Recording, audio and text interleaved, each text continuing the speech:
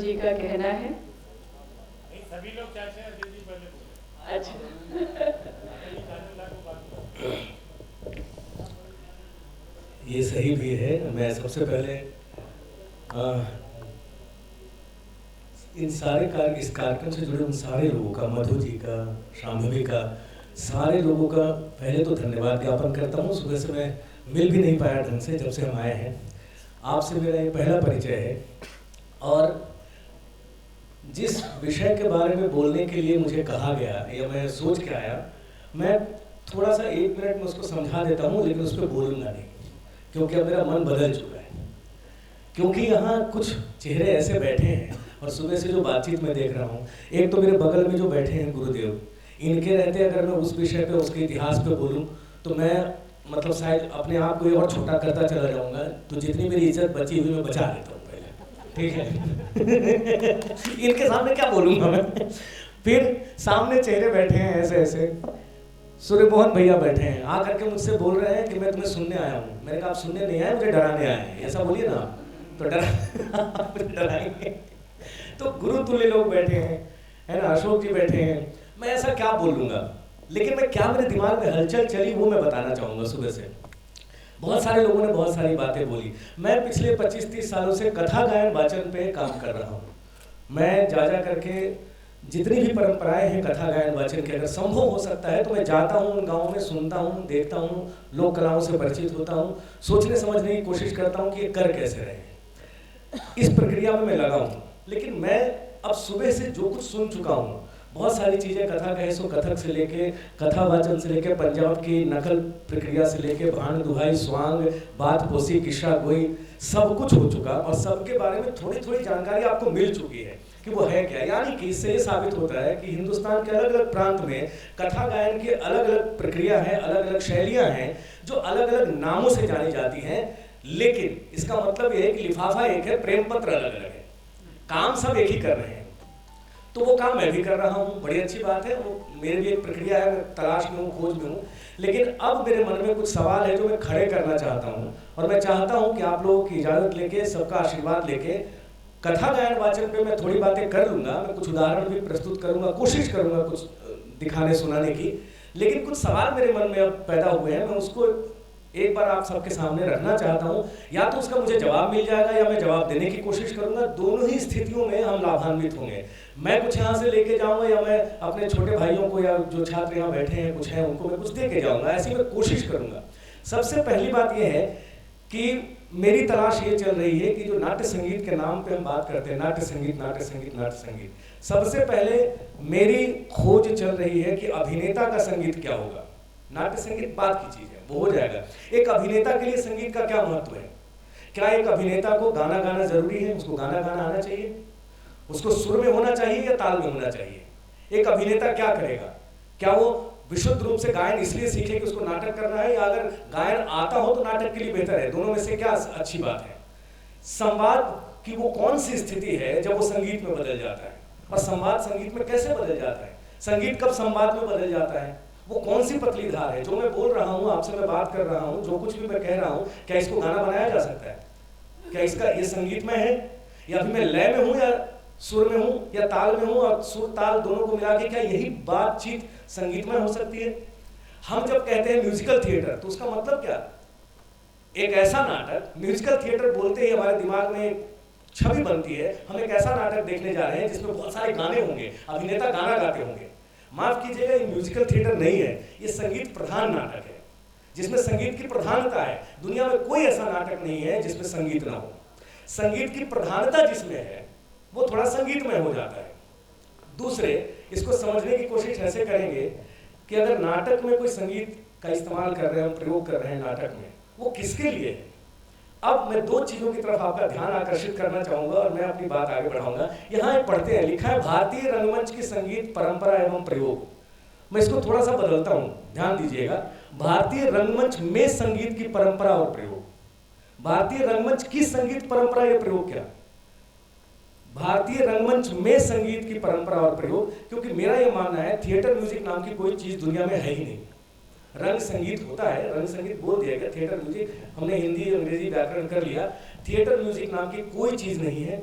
संगीत संगीत है, आप उसका फिल्मों में प्रयोग कर रहे हैं, आप उसका रंगमंच में प्रयोग कर रहे हैं, आप उसका किसी डॉक्यूमेंट्री में प्रयोग कर रहे हैं, किसी बैले को ले रहे हैं, आप उसका कथक में प्रयोग कर रहे हैं, संगीत का प्रयोग आप कर रहे हैं। और नाटकों में जो संगीत प्रयोग किया जा रहा है वो नाटकों की स्थितियों, चरित्रों और उसके चित्रण के लिए उसका साथ लिया जा रहा है, सहयोग लिया जा रहा है। नाट्य संगीत या फिल्म संगीत जैसी चीज दुनिया में कोई नहीं है, क्योंकि पूरी दुनिया में जब ये जो आप नाटक का रूप आप देख रहे हैं और फिल्मों का जो रूप आज की तारीख में आप देख रहे हैं, ये नहीं था, वो सब गीति काव्य है। रामायण, महाभारत, गीता, कुरान, बाइबल, पुराण, वेद, उपनिषद, ये सब उसकी परंपरा का उदाहरण है, गीति काव्य है। सब के सब छंद में लिखे हैं। अगर आपको उसका सुर ना भी आता हो तो लय में होना जरूरी है। अभिनेता का लयदार होना जरूरी है। उसको गाना गाना नहीं आया कोई बात नहीं, उसका लय में होना जरूरी है। उसका गला सुरीला हो चाहे नहीं, उसका शरीर सुरीला होना चाहिए। जब हम नाट्य संगीत की बात करते हैं और अभिनेता के संगीत की बात करते हैं तो सिर्फ गले से गाए जाने वाले 4 गाने और 7 सुरों या 12 सुरों की बात नहीं करते। एक अभिनेता यहाँ से यहाँ तक सुरीला होना चाहिए। वो जब चल के आए तो उसका शरीर सुर में आए, और वो सुर कहाँ से आएगा? वो छंदों और तालों से आएगा।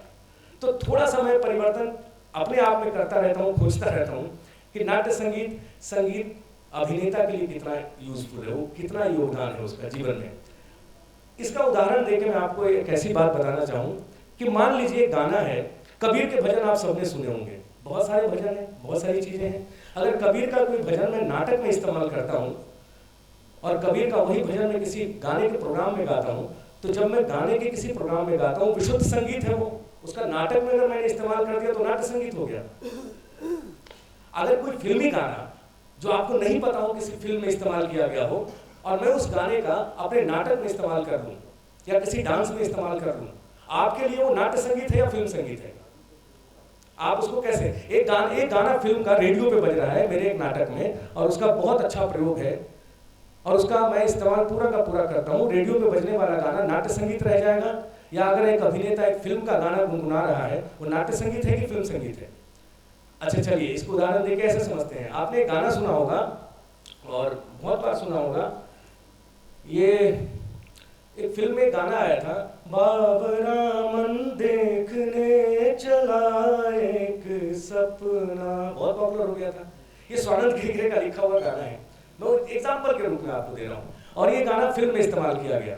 एक्चुअली आओ साथी सपना देखे नाटक का गाना है और वो बहुत पॉपुलर है, हम सब गाते थे। स्वानंद खिरखिरे ने उसका इस्तेमाल नहीं किया, बल्कि संदीप जो वो फिल्म डायरेक्ट कर रहे थे, उन्होंने ये गाना एक पार्टी में सुना, उन्होंने इस गाने को अपनी परिणति फिल्म में ले लिया। अब फिल्मी गाना हो गया ये, लेकिन यही गाना हमारे लिए आज भी ये गाना फिल्मी नहीं है। आज भी ये गाना हमारे लिए नाट्य संगीत है, वो नाटक का गीत है, यानी नाटक में प्रयोग हुआ गीत है, नाट्य संगीत भी नहीं कहूँगा। इसी तरह फिल्म ताल, जब ताल आई थी हमें नहीं पता था ताल एक फिल्म है, और हम एक नाटक कर रहे थे रोमियो जूलियट इन टेक्निकलर, रॉयस्टी नेबर डायरेक्ट कर रहे थे।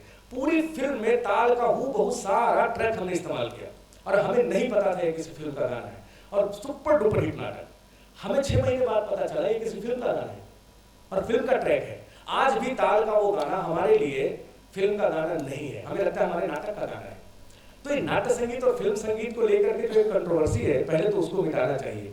दूसरे, परंपरा और प्रयोग की जहां तक हम बात करते हैं, परंपरा और प्रयोग हो रहा है या परंपरा में प्रयोग हो रहा है, थोड़ा सा इसको समझना पड़ेगा। संगीत की जो अपनी परंपरा है, क्या हम उसके साथ प्रयोग कर रहे हैं नाटकों के माध्यम से, या हमने प्रयोग को परंपरा का हिस्सा बनाया है? थोड़ा कंट्रोवर्शियल है, थोड़ा दिमाग लगाने वाली बात है, लेकिन ये है।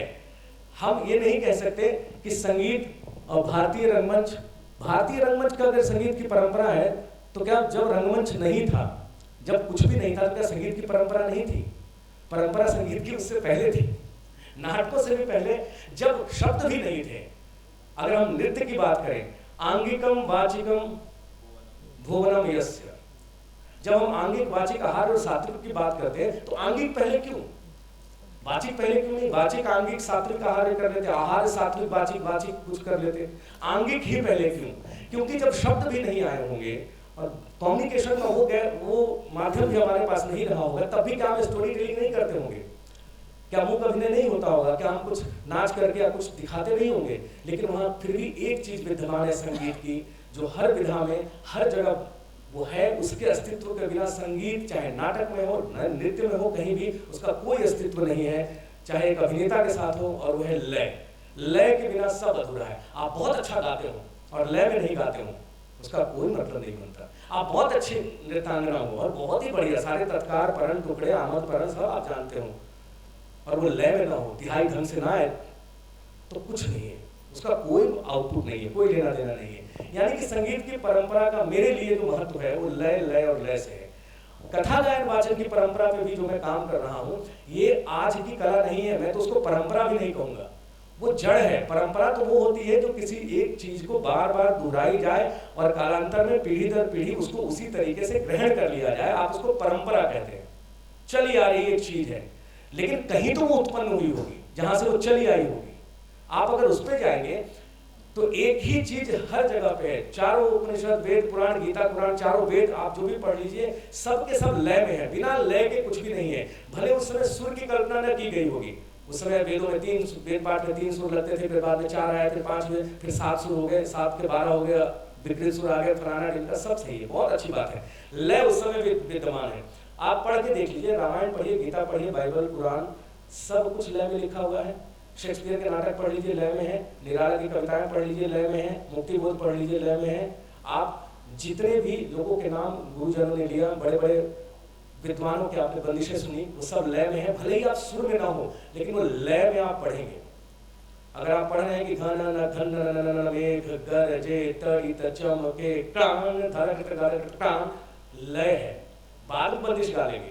लय लय लय, अगर लय में नहीं है, मुझे एक बात बताइए, जब हम परंपरा प्रयोग की बात करते हैं, एक अभिनेता मुझे दुनिया का बताइए जिसको आप ये कह सकें कि ये बेताला है और बहुत अच्छा एक्टर है।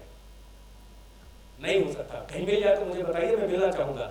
आप मुझे दुनिया का एक ऐसा निर्देशक, एक ऐसा कवि, उपन्यासकार, कहानीकार बताइए जिसका संगीत से कोई लेना देना नहीं है।